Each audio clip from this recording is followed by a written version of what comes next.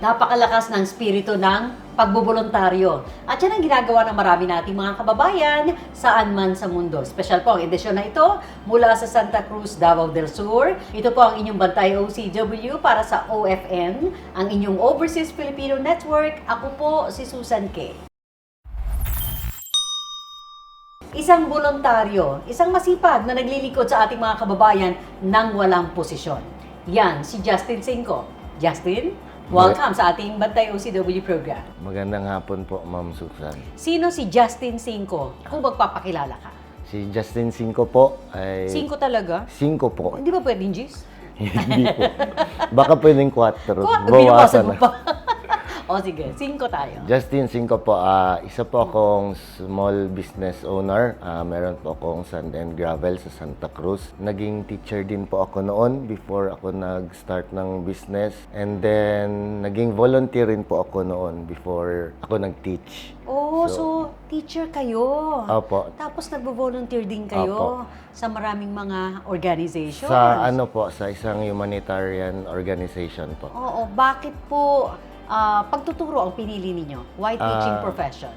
Kasi po dahil dun sa naging volunteer ako, involved kasi kami sa water safety promotion noon, tsaka water safety orientation, public safety, tsaka yung mga disaster management. So kaya para ma-share yung information, yung dissemination ng information sa public, as a volunteer, kami po yung nagtiteach sa mga schools about first aid, safety. Kaya po medyo na-adapt after a while, naging teacher po ako ng swimming.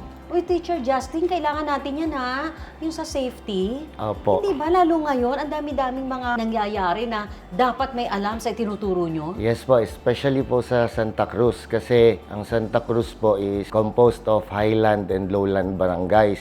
Pag malakas po yung ulan, usually po affected po talaga yung nasa lowland areas namin, binabaha po. Ah, talaga? Opo, pag malakas na malakas yung ulan, yung biglang bagsak, tapos pag nag-timing high tide, yung dagat, syempre yung volume ng tubig galing sa highlands namin, pagbaba, hindi na makakalabas sa dagat kasi nga high tide. Kaya yun medyo nagpa-flood talaga sa lowland areas. Malaki po ba yung affected area niyan? Usually po, nasa mga 2-3 barangay. Depende po kung saan area yung bagsak ng ulan. Lumulubog po talaga? Gaano kataas ang baha? Usually po, minsan hanggang tuhod, minsan... Malakas, malaki. Opo, kasi hindi naman siya, sa ngayon, hindi pa siya masyadong life-threatening. Pero syempre po, naapektuhan po talaga yung mga kababayan natin. Kasi syempre, pag nabahaan po kayo, sigurado, next day, hindi po kayo makakapagtrabaho kasi maglilinis kayo ng bahay. Hindi naman po nangangahulugan yan yung marami, matagal na buhos ng ulan, kaya nagkakaroon ng flash flood. Hindi naman ganito dito. Pag pag yung biglang buhos Biglang po talaga buhos, pag marami usually.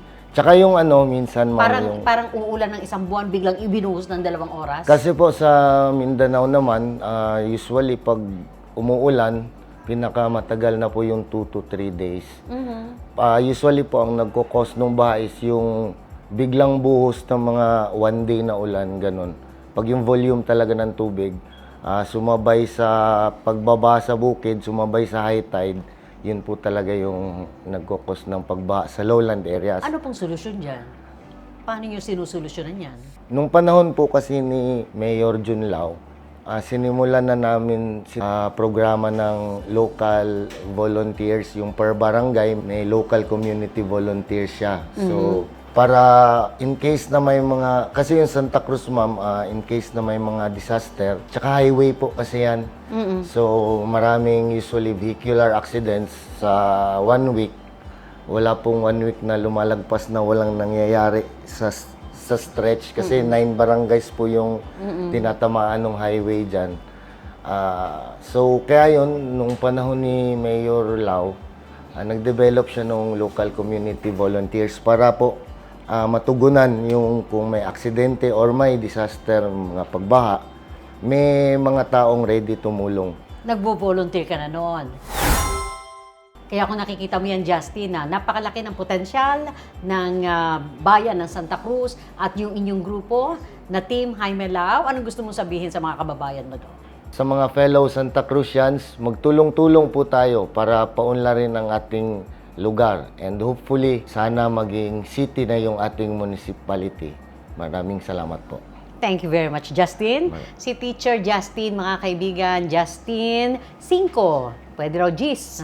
Mula sa ating special na edisyon ng Bantay OCW program, kasama ng Team Lao dito po sa Santa Cruz, Davao del Sur.